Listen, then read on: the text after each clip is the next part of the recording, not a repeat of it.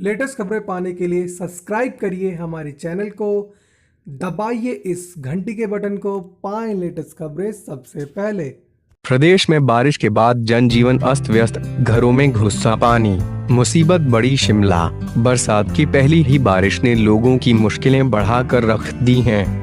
सोमवार जो कृष्णनगर में भी बारिश का पानी लोगों के घरों में घुसा है, जिससे लोगों को भारी परेशानी झेलनी पड़ी है। पानी से लोगों का सामान खराब हो गया है। वहीं निगम की मेयर कुसुम सदरेट बरसात से हुए नुकसान की सूचना मिलते ही कृष्णनगर और संजौली के बंगाल कॉलोनी पहुंची और लोगों की समस्याओं को सुना। मेयर ने पीड़ित परिवारों को उचित कार्रवाई करने का भरोसा दिलाया है। ड्रेनेज सिस्टम की खुली पॉल। बरसात की पहली ही बारिश ने नगर निगम प्रशासन के पुख्ता प्रबंध की पॉल खोलकर रख दी है। शहर के माल रोड, लोअर बाजार सहित उपनगरों में ड्रेन का पानी सड़कों पर बहता रहा। इससे शहर की सारी गंदगी सड़कों पर आ गई। इससे आम जनता को परेशानी हुई।